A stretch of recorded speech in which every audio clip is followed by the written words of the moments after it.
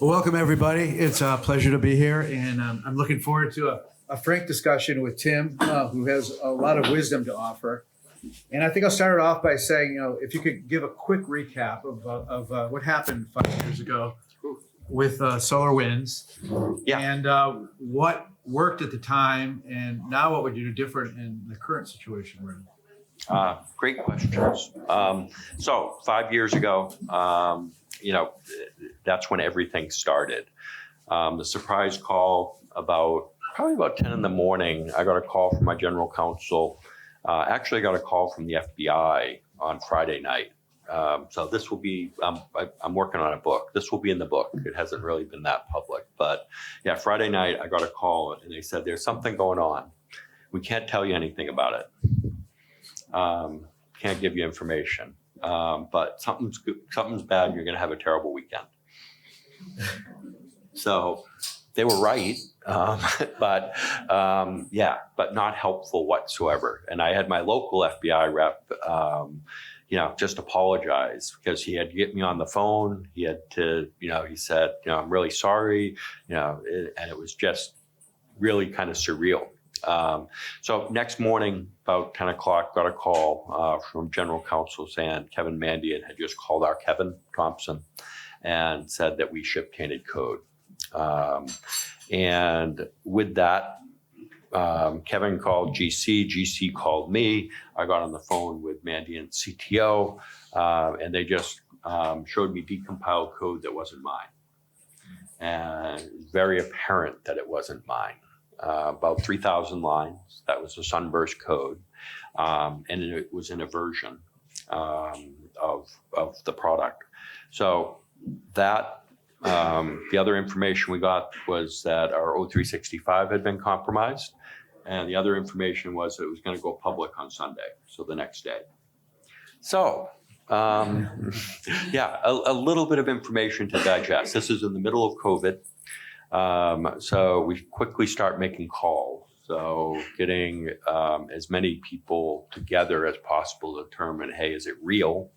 How much was affected? What customers were affected? So we got our architects together. We got the head of R&D together. We got the CIO together. Legal team made calls to DLA Piper, who was already our external counsel, but we had never met them as a cyber coach or cyber team. CrowdStrike ended up being our threat hunt partner. You do everything under the paper of the legal partner. That makes things a lot easier, right, in one of these processes. So you hire your legal counsel, then your legal counsel hires everybody else around that you need. So that ends up getting it under somewhat privilege.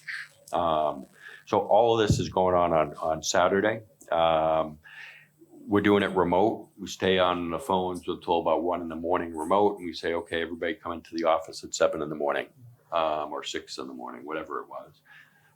And then essentially I didn't leave for 3 weeks. So we took Christmas Day off, but that was it. So the world goes on fire, right? It did go public on Sunday.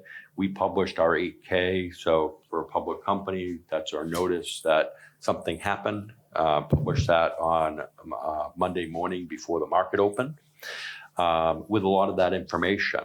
But we were able to determine 18,000 customers had downloaded the version. We didn't know how many kind of were affected, right? We knew that they had the code, but was it activated and did it do harm? Later on, we found out that under 100 customers actually had harm done, and well under 100. So all of this stuff starts flowing through and the world goes crazy, right? I mean, think about what happened. We're on 60 Minutes, we're on CNN, we're on probably Israeli news somewhere, all on Sunday. So we go from an obscure, smaller software company to something that's headlined around the world. And we're not prepared for this, right? We're not prepared from we have 2 marketing people, right? And the world's press is calling you, right? You have a good support team, but as I said, our support queues go to 12,000. You're trying to get enough information out. Luckily, there were a lot of lucky things, So since it was so big, everybody wanted to be involved, good and bad. So everybody wanted to be involved, as in DLA Piper gave us the best of their best, right? Their Ron from their team, fantastic, and his team. CrowdStrike B team on Saturday, Sunday, we had Adam, who runs their crisis management team. So you get the best help that you got. And if you have money, right, that's the other thing that you have to have during one of these, right? Your checkbook is open, but can you afford to go through one of these at the cuts? We were lucky enough that we were big enough to be able to afford the best of the best. So with that, you end up being able to rely on others' expertise to be able to help. But, you know, we're making decisions like we went through with our playbook here, our simulation. We're making those types of decisions on, you know, an hour's sleep, right? We're at the worst of the worst time, we're writing documents. At the worst of the worst time, we're reviewing stuff and saying, yes, I approve, it looks good. So it became really apparent a platform would help.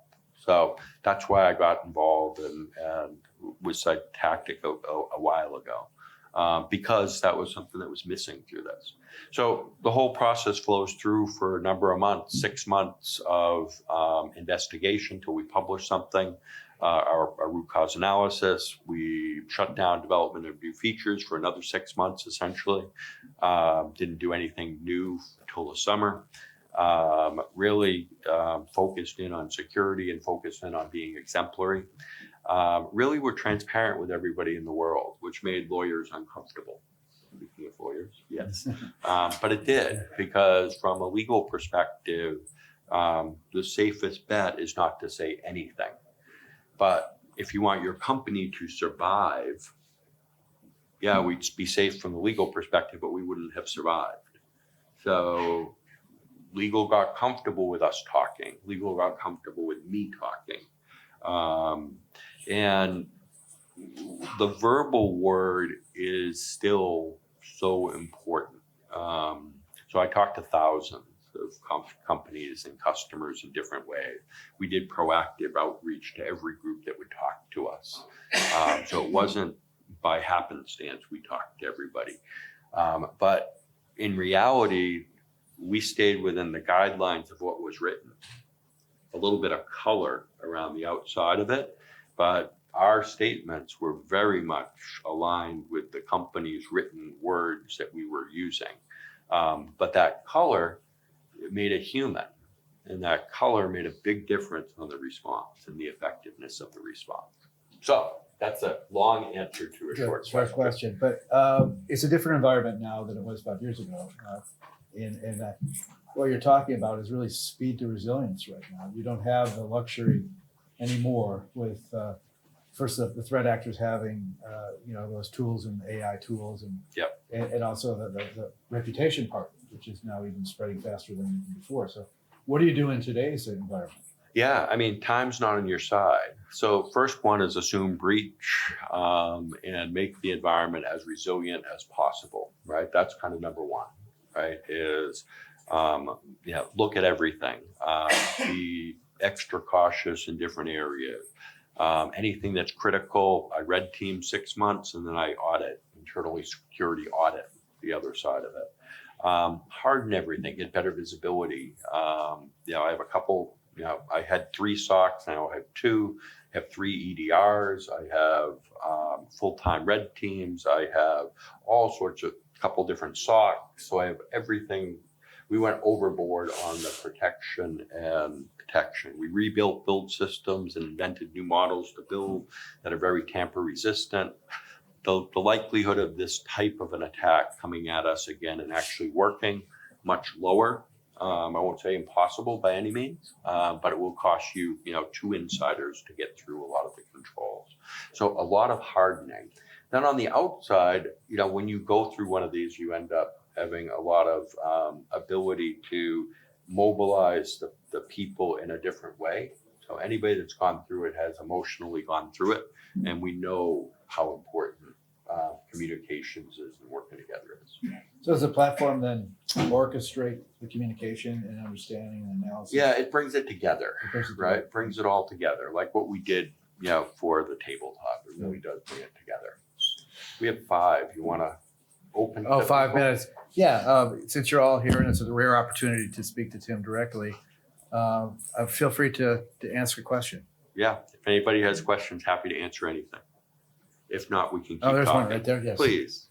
You mentioned that you're in a small company, not the big exposure. What would have been different to a company, let's say, like CrowdStrike?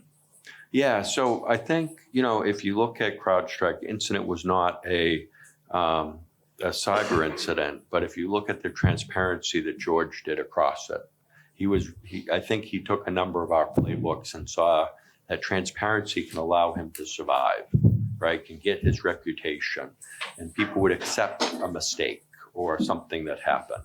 So even large, I would do the same things as if I could, right? I'd know what the problem is. I would scope it to how I could scope it, and I would communicate openly as much as possible. As long as I could do that without putting the customers at risk. Yeah, please. Sorry, I wasn't here at the start, so maybe you might have covered it.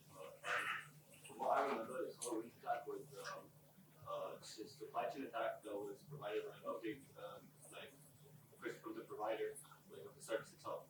So how would one would actually be able to effectively actually check that the update being pushed would be actually legitimate? If we had stuff like the SHA was removed. Virus that actually made it Right. to main security. So different kind of supply chain. So it was we termed it a supply chain attack on day one because our source code control system, GitHub, was not compromised. But somewhere between the source code to the product being built, the compromise occurred. So not supply chain, simply the Russians got through our systems. They compromised when you build Orion, it spins up a bunch of virtual machines, anywhere between 10 and 30 are running. Inside of the service that spawned off those machines, inside of the template, they inserted a service that looked for a certain file to be built. When that certain file was being built, it augmented it with their code. And then we went through and built it, signed it, shipped it. So there wasn't really a third party involved in this. This was simply SVR coming in, getting in, putting code in where it was hidden and nobody would find it, and then let us do our work. They did it to 3 builds, then they left, which is again a smart, thoughtful move, right? Because somebody leaves, we're on to our next build, and you go on to the next thing. So it gives us a lesson on how to do a thoughtful attack. One quick question, Yeah, over a please. minute Absolutely. left. You mentioned the FBI contacted Yeah. you. How important nowadays is it for an industry or a company to have a relationship with government law enforcement? Yeah, absolutely critical. So is our sister guy still here? No, I was going to give him a kudos. But one of the keys to our response was having a government entity vouch for what we were saying was true. It wasn't Tim Brown saying these versions are good and these versions are bad. It was CISA. We convinced CISA that version X was good. Here's what you should do. Nothing, just upgrade to the latest. Oh, version Y, do this. Oh, version Y, and you saw signs of compromise, do these things. But it wasn't us or SolarWinds or me saying these things. It was the government entity of CISA amplifying the truth. We had to convince them that all of this was true. But that partnership between CISA is one of the key reasons why we survived. Well, thank you, everybody, and thank you for the Thank you, everyone. insights. Thank you so much for this brilliant panel.